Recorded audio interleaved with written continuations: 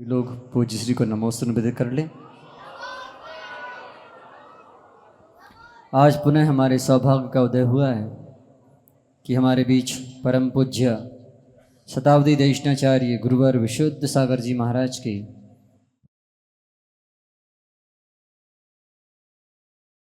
एक छोटा सा क्वेश्चन हो रहा है। गुरुदेव प्रमेश सागर जी ने रिद्धियों के बारे में बताया, काफी रिद्धियां मुनिराजों की। तो ये इतनी रिद्धियां जो प्रकट होती है, तो मुनिराज को क्या पता चल जाता है कि मेरे को कौन कौन सी रिद्धि प्राप्त हो गई? जो बिल्कुल विरक्त पे रहते हैं उनको पता ही नहीं चलता, लेकिन जब उनकी निमित्त से बहुत सारे अतिशय या प्रभावना होती हैं तब उनको मालूम चलता है कि अरे ये रिद्धि मेरे अंदर है। प्रारंभ में पता नहीं चलता, फिर जब उनकी निमित्त से प्रभावना किसी के द्वारा बताया जाता है तो उनको ज्ञात हो जाती है। जैसे विष्णु कुमार मुनिराज के लिए आया कि उनको विक्रिया रिद्धि प्रकट थी, उनको पता ही नहीं। फिर जब क्षुल्लक पुष्पधर जी ने बताया कि आपको तो विक्रिया रिद्धि प्रकट हुई है, तो उनने प्रयास किया तो उनको मालूम चला कि हाँ हुई है। तो ऐसा रहता है, प्रारंभ में पता नहीं चलता, लेकिन फिर जब उनको बताया जाता है या फिर उनका उपयोग उस ओर जाता है तो पता चलता है। आगे नमोस्तु। नमोस्तु महाराज जी। मेरा मेन पॉइंट है आलस। तो महाराज जी मेरा प्रश्न ये है कि माना कि आप बनने वाले भगवान हो, लेकिन आप हो तो मनुष्य ना। तो महाराज जी आप सुबह ध्यान कराते हो, फिर शांति धारा कराते हो, फिर क्लास लेते हो 2:30 बजे। तो महाराज जी आपको कभी कभी आलस नहीं आता क्या? तो महाराज जी हम आलस छोड़ने के लिए क्या करें? अब बेटा आएगा भी तो क्या करेंगे, शो मस्ट गो ऑन। कल हमसे कोई पूछ रहा था कि आप इतनी एनर्जी कहाँ से लाते हो। कुछ नहीं है, मन के हारे हारे और मन के जीते। बेटा आलस आता है, प्रमाद भी आता है, मन को मनाना पड़ता है कि नहीं, अपने निमित्त से इतने सारे लोग धर्म ध्यान कर रहे हैं और ये 10 दिन ही तो मिलते हैं श्रावक को, इसके बाद मिलता क्या है? फिर वो वापस अपने में रम जाता है। तो इन सब के आने से कुछ नहीं होता। और अगर आपको आलस जीतना है तो मन को जीतना पड़ेगा। बस 21 दिन का अभ्यास कर लो, फिर सब सरल है। जिसने 21 दिन का अभ्यास कर लिया किसी भी काम के लिए, वो अपने मन को जीत सकता है। आलस आए तो आए, उससे क्या होता है, जो है अपन पक्के रहें। चलिए नमोस्तु महाराज। नमोस्तु महाराज जी। जो अपने नाम रखे जाते हैं, अपने जीवन में उनका क्या प्रभाव पड़ता है? देखिए बहुत अच्छी बात है। 2 बातें इसके बारे में मिलती हैं आगम में कि अगर आपका नाम रखा गया है, कई बार नाम का इतना गहरा प्रभाव पड़ता है अगर व्यक्ति उस ओर सोचे तो। क्योंकि अच्छे नाम वाले भी नरक गए हैं और बुरे नाम वाले भी मोक्ष चले गए। अभी जो सत्य वचन के ऊपर कथा आती है, नारद, वसु, पर्वत और नमुची की, ये जो उनकी एक गुरु के 3-4 शिष्य थे, उनकी कथा आती है। तो जो नारद था वो तो स्वर्ग गया, जिसका नाम नारद था वो कहाँ गया, और जिसका नाम वसु था वो नरक चला गया। स्वर्ग में नारद गया, पढ़ते ना अपन। अब सुनिए, नाम का प्रभाव आपके जीवन में तब पड़ता है जब व्यक्ति अपने नाम की ओर चिंतन करता है। अगर आपका थोड़ी बहुत भी नाम के प्रति आकर्षण गया है तो आपका जरूर मानना कि कुछ अच्छा होगा। बाकी एक बात और लिखी है, स सिद्धि अर्थम अख्याति अर्थम। सा से अगर आपने किसी का नाम रखा है तो उसको हर कार्य की सिद्धि जल्दी होगी, और अगर आ से नाम किसी का है तो उसको प्रसिद्धि बहुत मिलती है।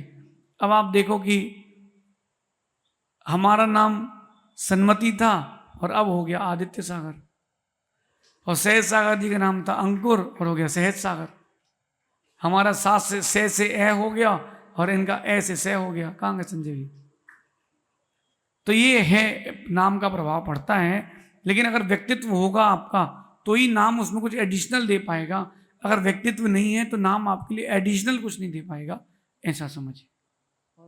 नमोस्तु महाराज जी। और कुछ कुछ लोग ऐसे होते हैं जो कोई भी काम से संतुष्ट नहीं हो पाते हैं और सबको टोकियो इधर उधर करते रहते, तो उनका क्या करें? उनका एक ही उपाय, मेरा सोचना कि एक ऐसा पर्वत इकट्ठा किया जाए भारत में एक जगह, जहां पर वो लोग टोकियो, वो सेटिस्फाइड नहीं होते, हर काम में टोकते, ऐसा नहीं ऐसा करो, अच्छा, करना कुछ नहीं है, वो बोल वचन बोलने वाले हैं, उनका काम ये होता है कि वो पीछे से डसते हैं बस। मैंने देखा कई लोग मिलते हैं, वो आप जो भी करोगे उसमें संतुष्ट नहीं होंगे। राजू ये माइक अच्छा नहीं है, ये स्पीकर ठीक नहीं, उसमें सफेद दाग है। भैया तुम अपने घर से ला के लगा दो। अच्छा, करेगा वो कुछ नहीं, उसको हर चीज में कमी दिखेगी, लेकिन करेगा वो कोई काम नहीं। ऐसे लोगों के लिए मेरा ये मन है कि गवर्नमेंट अगली बार जब चुनाव हो तो अपन उनसे मांग करें, कहीं दूर दराज भारत के पाकिस्तान वाले कोने में उस तरफ अच्छा बड़ा पहाड़ देख करके ऐसे सभी टोक्यो को इकट्ठा कर दिया जाए, ताकि वो आपस में टोक्यो टोक्यो करते रहें और अपन शांति से जीते रहें। फिर भी अगर आपके जीवन में कोई ऐसा टोक्यो मिले तो उसके लिए एक उपाय है, उसको नहीं जब वो कोई टोके बोलना जी, करना वही जो तुम्हें करना है, लेकिन क्या कहना जी। बोले आप बात मानोगे, बोलना जी, और मन अंदर सोचना आगे बढ़। ठीक है, चलिए। नमोस्तु नमोस्तु नमोस्तु महाराज जी। दो समानार्थक शब्द आते हैं। एक तो आता है अपन जो प्रतिक्रमण करते हैं उसमें आभोग और अनाभोग, ये शब्द आता है। और दो शब्द आते हैं रिद्धि सिद्धि, जो मिलते जुलते दिखते हैं। इनमें बेसिक क्या अंतर है? और सुबह जब आचार्य भक्ति होती है तो हम 2 बार कायस्वर करते हैं और शाम को 4 बार करते हैं, तो ऐसा भी क्यों है? देखिए, ऐसा है कि आचार्य वीर सेन स्वामी ने कुछ प्रायश्चित सामूहिक लिखे, मूलाचार में, भगवती आराधना में और आचार सार ग्रंथ में कुछ प्रायश्चित सामूहिक लिखे। जैसे कि लघु शंका आदि के बाद जब मुनिराज आए, एक कायस्वर करें, सुबह की आचार वंदना के प्रायश्चित में 2 कायस्वर और शाम की आचार वंदना के प्रायश्चित में 4 कायस्वर करें। ऐसा आगम में मिलता है। क्यों मिलता है? अब आप देखना कि रात्रि में आप सोए हैं, कम पाप का आश्रय हुआ है, क्योंकि मनोयोग से तो होगा, वचन योग से नहीं होता, काय योग से तो फिर भी हो जाए, तो उस समय 2 कायस्वर में आपका कर्मों की निर्जरा तत्संबंधी हो जाएगी। लेकिन दिन भर में बहुत गमनागमन, वार्तालाप, मन का चिंतन, ये बहुत ज्यादा हुआ है, इसलिए 4 कायस्वर का वर्णन मिलता है। अब जो आपने पहले पूछा कि आभोग अनाभोग, जो छुप छुप के किया जा रहा है और दिखा दिखा के किया जा रहा है, आभोग अनाभोग की क्रिया है। प्रतिक्रमण पढ़ते हैं आभोग अनाभोग हुआ, तो इस प्रकार की क्रिया रिद्धि सिद्धि से बहुत अंतर है। रिद्धि सिद्धि जो है वो एक प्रचलन में आ गया कि हमको रिद्धि भी मिले, सिद्धि भी मिले, और ये जो आभोग अनाभोग की क्रिया ये भिन्न है। ये जो कुछ लोग छुप छुप के तपस्या करते, किसी को पता नहीं चल जाए, स्वाध्याय भी करेंगे तो छिप छिप के रात को अकेले, कि पड़ोसी को मालूम न चल जाए कि हम क्या पढ़ रहे हैं, हम क्या तपस्या कर रहे हैं, किसी से बताएंगे नहीं, चुपचाप त्याग कर देंगे, मेरा इस चीज का त्याग है, क्योंकि दूसरा भी कहीं कर ना ले, इस भाव से कि कहीं दूसरा कर लेगा तो उसकी भी प्रसिद्धि हो जाएगी, तो मैं चुपचाप 10 उपास कर लूँ, किसी को बताऊँ नहीं। फिर आखिरी में प्रवीण पूछेगा अतुल से, क्यों कितने उपास हो गए? 9 हो गए। अच्छा, तूने बताया नहीं? नहीं ठीक है, ठीक। कहीं ये ना कर ले, इस भावना से आभोग अनाभोग, ये अंतर दोनों में है, ऐसे समझिए। देखिए, प्रश्न पूछे तो ऐसे पूछे, कम से कम दूसरों को लाभ भी हो। यहाँ वहाँ के प्रश्न करने से समय भी जाता है और आनंद भी। नमोस्तु गुरुदेव, नमोस्तु। अभी 10 दिन का शिविर लगा, सबको बहुत आनंद आया। अभी चल रहा है? चल रहा। हाँ। और आपने कई क्रियाएं बताई भी है। मेरा प्रश्न ये है कि शिविर के बाद हम लोगों को ऐसी क्रियाएं घर पे भी जारी रहे, तो उसके लिए हमें क्या क्या क्रियाएं करनी चाहिए, कौन कौन से सामायिक में पाठ करने चाहिए, कौन कौन से जाप पे करने चाहिए, थोड़ा प्रकाश डालें। मेरा तो कहना है कि आपको शिविर में आनंद आ रहा है तो यहीं रुक जाओ, क्या दिक्कत है? यहाँ बहुत जगह है, जिन जिन को आनंद आ रहा है वो रुक सकते हैं। स्टेज भी बड़ा बना है, कोई दिक्कत भी नहीं है। क्षुल्लक बनेंगे तो नीचे बिठा देंगे, महाराज बने तो ऊपर बिठा लेंगे।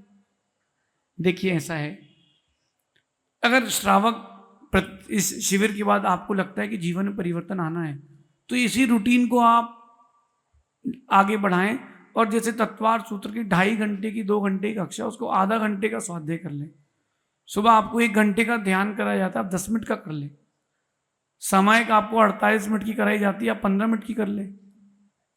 रूटीन सेट कर लें कि 5 मिनट, 15 मिनट का, 10 मिनट का प्रारंभ में हमको ध्यान करना है, फिर 10 मिनट माला फेरना है, 10 मिनट पाठ करना है, फिर पाठ कम करके माला और ध्यान बढ़ा लें, फिर धीरे से माला बंद करके ध्यान बढ़ा लें। ऐसा क्रम बढ़ा करके सुबह दोपहर शाम 3 बार कम से कम 24 मिनट तो कर ही लेना चाहिए श्रावक को, सुबह दोपहर शाम 24-24 मिनट। इससे आपके दिन भर के लिए अच्छा रहेगा। और प्रतिक्रमण की प्रक्रिया आप लोगों के समझ में आ गई। अगर आप स्वयं पढ़ेंगे तो 15 मिनट में हो जाएगा, आराम से हो जाएगा। प्रतिदिन प्रतिक्रमण पढ़ लें, दिन भर के किए पाप तो क्षय हो। प्रतिक्रमण नहीं पढ़ पाए तो कम से कम आलोचना पाठ ही पढ़ लें। सुनिए जिन अरज हमारी, हम दोष किए अति भारी, इस प्रकार से पढ़ लें। जितना अधिक समय जो आप यहाँ दे रहे हैं इसको कम कर ले, लेकिन रूटीन यही बना के रखें। ऐसा आगे सामायिक में क्या क्या पाठ करने चाहिए? सामायिक में आपको भक्तामर आदि का पाठ आप कर सकते हो, लेकिन सर्वश्रेष्ठ सामायिक जो है वो ध्यान रूप है। अगर ध्यान रूप सामायिक नहीं हो पा रही तो कोई भी एक बीजाक्षर है, अरहम नमा, उसी का ध्यान कर लें। वो भी नहीं हो पा रहा तो फिर आप माला कर लें नमोकार मंत्र की। ये क्रम से तारतम्यता से जो आपको शिविर की मालाएं लिखाई गई आप ये भी कर सकते हैं, कोई मना नहीं है। लेकिन जो आपने ध्यान किया है, अगर रोज 10-10 मिनट ध्यान करेंगे मन इसमें अधिक बढ़ेगा और वो आपका आधा पौन घंटे भी हो जाएगा। परम आराध्य गुरुत्रय के चरणों में मेरा त्रय बार नमोस्तु। महाराज जी, मेरा प्रश्न चरणानुयोग से संबंधित है।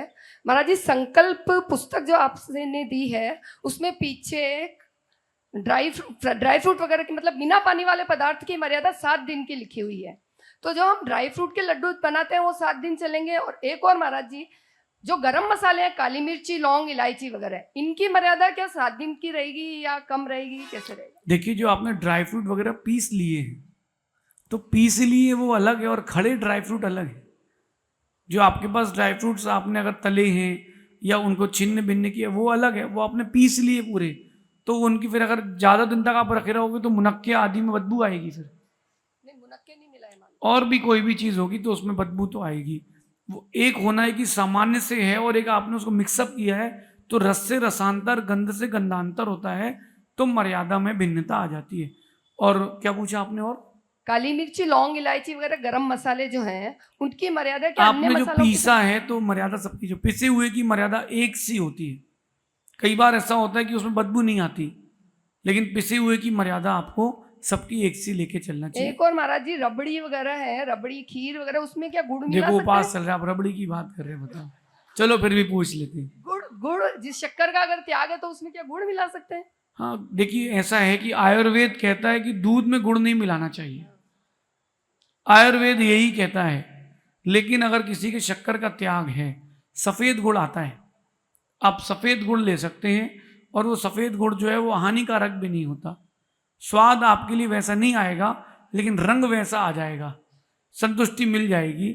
लेकिन प्रयास ये करें कि दूध में गुड़ मिला करके ना लें, और अगर लेते हैं तो बहुत बहुत कम लें ताकि वो आपके स्वाद के अनुरूप हो जाए। ऐसा। नमोस्तु। नमस्ते भगवान, नमस्ते भगवान। मेरा प्रश्न स्वाध्याय से संबंधित मानसिक प्रवृत्ति से है। आपके 2015 के चातुर्मास के दौरान मैं आचार्य श्री के चरणों में बहुत ज़्यादा रहा, उनसे बहुत जुड़ा और इतना ज़्यादा प्रेरित हुआ कि 2015 से अभी तक 8 साल से हम लोग शाम को आचार्य श्री के ग्रंथों का स्वाध्याय मंदिर जी में करते हैं। जहाँ भी हमको मिलता है, जहाँ से आजाद जी से या अनुराग जी से, मोना से, वहाँ से हम ग्रंथ मंगा के पढ़ते हैं। अब स्थिति ऐसी है कि हमारे पास ग्रंथ लगभग, हमने देशना के ग्रंथ जितने भी थे आचार्य श्री के, चाहे वो समय सार के थे, सरदेशना के थे और भी जो भी थे, वो सब हमने पढ़ चुके। उसके बाद हमें ग्रंथ कहीं भी मिल रहा है तो आचार्य विद्यासागर जी महाराज जी और आचार्य विश्व सागर जी महाराज जी, इनके अलावा हमें कोई ग्रंथ पढ़ने की मानसिकता ही नहीं बची। तो इसको हम किस रूप में अपने आप को बदलें? देखिए, ऐसा है कि रुचि लग जाती है। आप जब देशना आदि ग्रंथ पढ़ते हैं तो रुचि लग जाती है। क्यों? क्योंकि वो एक भाषा शैली आपके मस्तिष्क में सेट हो जाती है कि हमको यही शैली पसंद है। फिर भी हम लोगों को भी यही पसंद है शुरू से, लेकिन हम लोग प्रतिदिन के 4 स्वाध्याय में एक एक अनुयोग को लेते हैं। एक टाइम रविसेन स्वामी को लेते हैं, एक टाइम सुबह वट्टकेर स्वामी को, कुंदकुंद स्वामी को लेते हैं, फिर दोपहर में द्रव्य संग्रह की कक्षा हुई तो द्रव्यान योग ले लिया, रात्रि में अपना स्वतंत्र स्वाध्याय करते तो उसमें भी एक अनुयोग को लेते हैं। ऐसा है। आपको बीच बीच में ग्रंथ बदलते रहना चाहिए। जैसे आपने देशना ग्रंथ पढ़े हैं, तो जो देशना ग्रंथ की एक सीरीज हुई, इसके बाद आपको पद्म पुराण उठाना चाहिए, पद्म पुराण या फिर आदि पुराण उठाना चाहिए। इससे क्या होता है कि बैलेंस बना रहेगा। अभी भी आप बैलेंस बना सकते हैं। कई बार ऐसा होता है कि उसके बिना कुछ और रुचता नहीं है, और फिर ऐसा करने से अपनी फिर अन्य ग्रंथों के प्रति अरुचि हो जाती है। अरुचि तो नहीं, पर मानसिक प्रवृत्ति ऐसी हो गई कि द्रव्यानुग योग के ग्रंथ ही चाहिए। हाँ, कोई आप इसको बदलिए। प्रतमान योग भी आगम है। हम लोगों को जब गुरुजी ने स्वाध्याय कराया तो 2012 का सुबह का स्वाध्याय हम लोग का पद्म पुराण का हुआ था। बड़ा अच्छा आनंद आता था। आचार्य श्री बैठते थे, एक एक महाराज प्रतिदिन पद्म पुराण पढ़ते थे, और कोई प्रश्न आता था तो आचार्य श्री जिज्ञासा का समाधान करते थे। अनुयोग तारों हैं। अभी आपका कौन सा स्वाध्याय चल रहा है? अभी विवेक सागर जी का परमार्थ प्रकाश पढ़ रहे हैं। परमार्थ प्रकाश चल रहा है, वो हो जाने दीजिए। इसके बाद आप पद्म पुराण ही उठाना। हो सकता है शुरू में ना रुचे, लेकिन कथाएं आएंगी, रुचेगी। अगर आप परिवर्तन नहीं लाएंगे तो आएगा नहीं। प्रयास करें। आप पूर्वाचार्यों के ग्रंथ भी लें, कभी देशना ग्रंथ ले लें, कभी पुराण आदि ग्रंथ ले लें, कभी आप चरणान योग का ग्रंथ भी लें, भगवती आराधना भी पढ़ें। कहीं ऐसा ना हो जाए कि एक ही अनुयोग की रुचि रहने से तीनों बाकी अनुयोग गौण हो जाए। अंतिम समय आचार्य समंतभद्र स्वामी कहते हैं, बोधि समाधि निदानम बोधित बोधि समीचीन। प्रतमान योग जो है वो अंतिम समय आपकी समाधि के काम आएगा। प्रतमान योग मर्तक ज्ञानम चरति पुराणम अपि पुण्यम बोधि समाधि निदानम बोधित बोधि समीचीन। ये ज्ञानी मुनियों ने, आचार्यों ने, तीर्थंकरों ने, अरियंतों ने कहा है कि प्रतमान योग बोधि समाधि का खजाना है। उसी से ही समाधि अच्छी होगी। लेकिन द्रव्यान योग आपके लिए आश्रय है। द्रव्यान योग आपके लिए अंदर जाने की चाबी है, तो वो तो पढ़ना ही चाहिए। ये भी कर सकते कि एक समय आप देशना ग्रंथ पढ़ लें और एक समय अन्य ग्रंथ पढ़ लें, ताकि रुचि बनी रहे। ऐसा करिए। नमस्ते। नमोस्तु गुरुवर, नमोस्तु गुरुवर। समूह शरण में जो जीव जाता है, क्या उसका कल्याण होना निश्चित है? और 66 दिन जब वाणी नहीं गिरी तो तिरंज के कोठे में जो जीव थे, क्या वो वहीं रुके हुए थे? देखिए, ऐसा है कि अभव्य है कोई अगर, तो वो समूह शरण तो जाता है, 7वीं भूमि तक ही जा पाता है। जो 8वीं मंडप में प्रवेश करता है, देशना भूमि पे गंधकुटी के पास 12 सभाओं में, वही जीव भव्य है और नियम से मोक्ष जाएगा। 7वीं भूमि तक के जीवों की कोई गारंटी नहीं है। हो भी सकते हैं, नहीं भी हो सकते हैं। अब आगे चलते हैं। दूसरा प्रश्न क्या था आपका? जो तिरंज वहां मौजूद हाँ, थे। जरूरी नहीं है कि वहां रुके रहे हों। वो भगवान की वंदना करके भी लौट सकते हैं। हो सकता है कि लौट गए हो घर, अगले दिन फिर आ गए हो पुनः। तो ऐसा कोई जरूरी नहीं है कि वो रुके ही हों। रुक भी सकते हैं, जा भी सकते हैं। हाँ, चाहे मुनिराज हो, आरिका हो, रुक भी सकते हैं और वहां से वो गमन भी कर सकते हैं। ऐसा कोई विशेष प्रमाण नहीं है।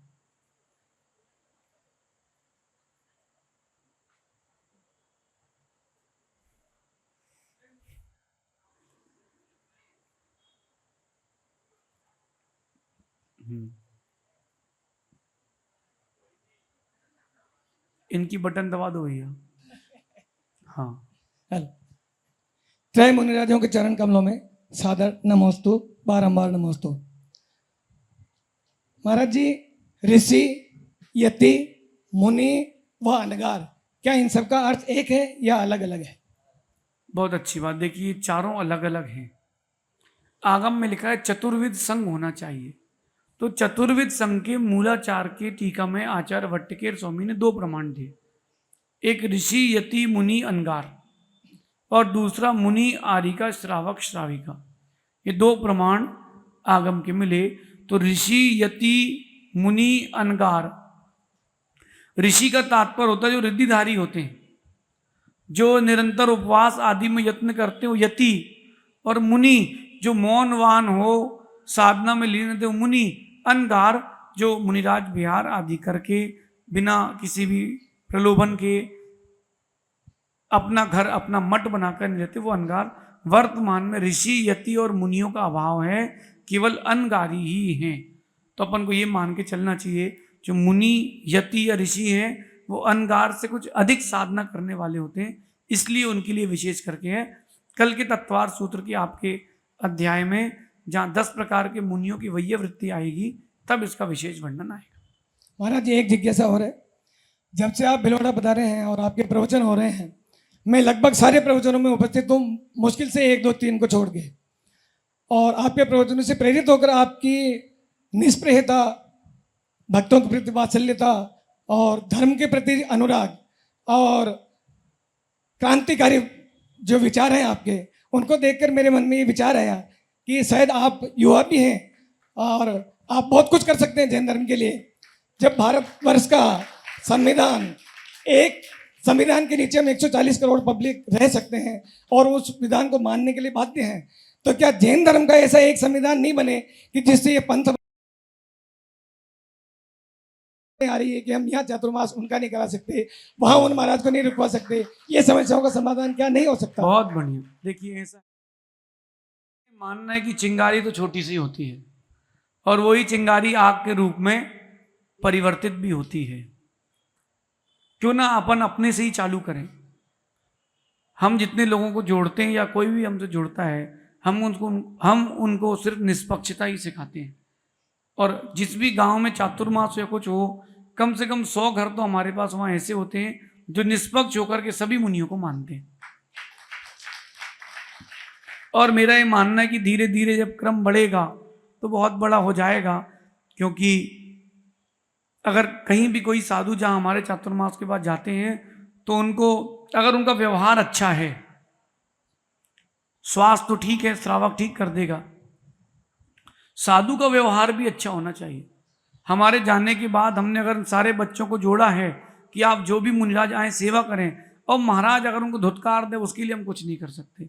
हम तो जोड़ के जाते हैं कि कम से कम आपको सेवा ही करना है। तो अगर हम एक टीम जो बना रहे हैं नमो लोए सव्य श्रावणम की, अगर वो हर गांव में अगर बनती भी गई तो आने वाले 10 साल बाद मुझे लगता है कि क्रांति जरूर आएगी। नहीं, ऊपरी स्तर पर ऐसा कोई एक संविधान नहीं बन सकता कि संतवाद और पंथवाद खत्म ही हो जाए। जिस दिन बड़े बड़े आचार्य एक साथ बैठ जाएंगे उस दिन सब समाप्त हो जाएगा। नहीं, आप युवा हैं इसलिए आपसे हम ये हम उम्मीद तो करते हैं कि युवा आप कर हैं, सकते हैं। लेकिन हमको वहां तक पहुंचने में बहुत टाइम लगेगा। लेकिन जो आज वहां पर हैं, अगर वो एक बार एक मंच से बोल दें, जितने साधु हैं कि नमो लोए सव्य श्रावणम, जो साधु नगर में आए उनकी सेवा कीजिए, फिर क्या बात है। लेकिन बड़े बड़े आचार्य एक बार बोल दें तो बात है। शुरुआत तो कहीं से होनी चाहिए। हमारी तो चल रही है, वहां से भी हो तो अच्छा है। एक तरफा प्यार अच्छा नहीं होता। नमस्ते महाराज। चलिए, नमस्ते महाराज जी। मेरा प्रश्न है महाराज जी, जैसे रस्सी मंडल के जाप हुए, 64 के जाप हुए, रस्सी मंडल नहीं ऋषि मंडल। हाँ, हाँ, शेष नाम के जाप हुए, ऐसे मतलब सुबह भी करना चाहिए या कभी जब टाइम मिले तब भी कर लेना चाहिए? हमने तो 2 सुने, रस्सी मंडल और शेष नाग। क्या बोला आपने? सहस्त्र नाम तो अच्छे से लो। ये कभी भी कर सकते हैं, इसका कोई मना नहीं है। और जब आपको मन में आए कर सकते हैं। प्रयास करें कि सामायिक का समय छोड़ करके ही करें तो ज्यादा अच्छा है। नहीं, ऐसे मतलब शुद्धि में कर लें या शुद्धि मतलब जैसे हो जाते हैं कपड़े वो हो जाते हैं ऐसे? अगर अगर आपके देह या वस्त्र अशुद्ध हो तो उस समय जिनवाणी ना छुएं। और आपको याद है तो आप अंतर जल्प कर सकते हैं, मुख से उच्चारण ना करें। अगर द्रव्य क्षेत्र काल भाव की अनुकूलता है, कपड़े आपके शुद्ध हैं तो आप करें। जब जैसे आप व्रतों में हैं, सब चटाई पर सो रहे हैं, हाँ, घर जाके बिस्तरों पे कितने लोग सो रहे हैं? चटाई पे। चटाई पे सो रहे हैं, गद्दों पे सो रहे हैं। अगर चटाई पर सो रहे हैं और कुछ उसमें कोई विकल्प नहीं है तो आप कर सकते हैं, लेकिन शुद्धि अशुद्धि का ध्यान रखें। मोबाइल से कर सकते हैं? मोबाइल पर क्यों करना है आपको? प्रश्न है मेरा। मोबाइल में क्या कौन सा प्रकार का एक विशेष देव आता है क्या? जिनवाणी से देखिए, आप जिनवाणी से पढ़ेंगे तो आपको अलग आनंद आएगा, और आप अगर इनसे फोन से पढ़ेंगे ना उतना आनंद नहीं आएगा। मैं आपको बताऊं एक बात, मां के हाथ से भोजन करना उसका स्वाद अलग होता है, वो दाल भी अमृत जैसी लगती है। दूसरी बात, और वही भोजन अगर आपको कोई मित्रजन कराए तो, और अपन स्वयं करें तो अंतर किसमें कितना अंतर है? श्रेष्ठ क्या है? मां के हाथ का भोजन श्रेष्ठ है कि नहीं? ऐसी जिनवाणी मां से डायरेक्ट पढ़ेंगे तो आपको इतना अंतर मिलेगा, ऐसा समझना। कहीं आपकी विषमता हो तो फोन से पढ़ लें, लेकिन ये इसको अपना पैटर्न ना बना ले। ऐसा आगे गुरुदेव को नमोस्तु नमोस्तु नमोस्तु। हमारे समाज की बेटियां अन्य धर्म के समाज में जा रही है, उस कारण बहुत सी समस्या परिवार, समाज एवं जैन धर्म पर आ रही है। उक्त समस्या का समाधान किस प्रकार हो सकता है? बहुत अच्छी बात। देखिए, ऐसा है कि जो हो चुका उसकी चर्चा नहीं करते, जो हो सकता है उसकी अपन चर्चा करते हैं। जिसके जितने बच्चे हैं, यहाँ उपनयन संस्कार की विधि प्रारंभ की जा रही है। ये पुरानी प्रचलन है और पुनः यहाँ पर रिपीट की जा रही है। हर नगर में, हर क्षेत्र में जो सुन रहे हो, वो कमेटी वाले भी क्यों ना हो, आप अपने नगर में कोई नहीं है तो महाराज नहीं है तो महाराजों के पास ला करके उपनयन कराएं। जैसे यहाँ 29 अक्टूबर को उपनयन संस्कार है, उपनीति संस्कार, बच्चों को और बच्चियों को ला करके संस्कारित कराएं। एक बात अगर उन्होंने नियम ले लिया, मेरा मानना है हजारों ने नियम लिया है और 2, 5, 10 चले भी जाए तो कोई बात नहीं, लेकिन बहुसंख्या से बच जाएंगे। दूसरी बात, अगर आपके नगर में संस्कार नहीं हो रहे हैं तो महाराज से निवेदन करें आसपास जो हो और वहां ले जाकर के बच्चों के संस्कार कराएं। हर साल संस्कार होना चाहिए, भले 10 बच्चे क्यों ना हो, 100 बच्चे क्यों ना हो, संस्कार होते रहेंगे तो बचे रहेंगे। दूसरी विशेष बात, माता पिता का कर्तव्य है, अपने बच्चों को बाहर पढ़ने भेज देते हैं, फिर उसके बाद बच्चों का क्या होता है वो तो बच्चे ही जानते हैं। मेरा ये कहना है कि बाहर बच्चों को पढ़ने नहीं भेजना चाहिए। अपने बच्चों को उतनी ही पढ़ाई कराना चाहिए कि रात को आपके घर में आके सोएं, नहीं तो वो किसी और के यहाँ किसी और के साथ, मैं उसको बोलना नहीं चाहता, ये जो परिस्थितियां चल रही हैं ये बड़ी विकट है। आपके बच्चे को, आपका बच्चा अगर आपको अपना फोन देखने दे दे तो आप मान लेना कि बच्चा आपका है। आपका बच्चा बोल दे कि हाँ पापा फोन देख लो, उसमें कोई लॉक ना हो, तो समझना कि बच्चा आपका है, वरना बच्चा आपका नहीं है, बिगड़ चुका, यही मान के चलना। और अगर यही स्थिति पति पत्नी की है तो भी आप उनके लिए भी मान सकते हैं कि बिगड़ गए। और इसीलिए उन पति पत्नियों के दंपत्ति संस्कार की भी व्यवस्था की गई है। और नवंबर और दिसंबर के महीने के आसपास में, नवंबर के एंड तक उनके भी संस्कार किए जाएंगे, ताकि बच्चे भी खुश हो जाएं कि हम नियम ले रहे तो माता पिता भी नियम लें। अब उसमें कोई एज लिमिट नहीं है, क्योंकि कौन कहता है कि बुढ़े प्यार नहीं करते, लोग उन पर शक नहीं करते। ये स्थिति है, आज की है, कि वो वृद्धों के लिए कुछ कह नहीं सकते आप। जरूरी नहीं कि सब बिगड़े हों, लेकिन आप कुछ कह नहीं सकते, हमें सबको संभालना है। संस्कार की विधि है और माता पिता का कर्तव्य बनता है कि वो संस्कार दें, ऐसा समझिए। अंतिम प्रश्न कर ले, फिर चल दें। नमोस्तु महाराज जी। महाराज जी, संबंध जोड़ना एक कला है, लेकिन उसको निभाना एक साधन है। इतना आसान नहीं कि जिंदगी का हर किरदार निभाया जाए, इंसान को बिखरना पड़ता है। लेकिन इसको समेटने के लिए अच्छे रिश्ते कैसे बनाएं? देखिए, ऐसा है कि रिश्तों को अच्छा बनाए रखने के लिए आपको सहन करना पड़ेगा, और कोई उपाय नहीं है। अगर आप रिश्ते बना के रखना चाहते हैं, किसी से भी हो, मित्र से हो, परिवार से हो, गुरु से हो, आपको सहन करना पड़ेगा। जरूरी नहीं कि वो आपको हर समय एक साथ परस्पर में कोई समय दे। आज आप हम तीनों को देखो, हमको गर्मी लगती है, इनको ठंडी लगती है, ये मॉडरेट क्लाइमेट वाले हैं,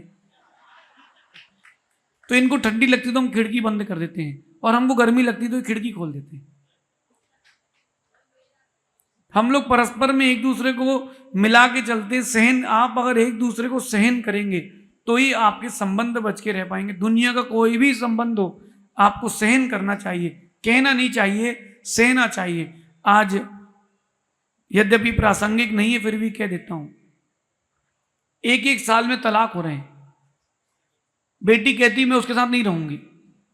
कहाँ रहोगी? मैं आप ही घर में रहूंगी। और माँ कहती तू तो आजा आजा, मैं संभाल लूंगी। पहले की माँ कहती थी तेरा वो घर है, तू जाने, तेरा काम जाने। 1-8 साल, 1.5-2 साल में सब सेटअप हो जाता है। अब सिस्टम चेंज हो गया है, बच्ची भी उतना कमाती जितना बच्चा कमाता है, दोनों का अपना ईगो रहता है, दोनों अलग हो जाते हैं और धर्म समाप्त हो जाता है। माँ सहन करें, शादी हो ना हो, व्यापार हो, जो भी परिस्थिति हो, आप एक दूसरे की बातों को सहन करें, दिल में ना लें तो काम बन जाएगा। अगर किसी ने आपसे परिवार में कह दिया या संबंध में कह दिया तो उसको कोई बात नहीं, अपना मान के सहन कर लें। आप उसको अपना नहीं मानते हो, विरोध हो जाता है। इसलिए सहेंगे तो निश्चित मानना कि आपके संबंध बन के रहेंगे। हम लोग परस्पर में एक दूसरे को सहते हैं, वात्सल्य के साथ रहते हैं, इसलिए संबंध बने रहते हैं, ऐसा समझना। शेष अपन आगे विचार करेंगे। महाराज जी एक बात भगवान महावीर स्वामी की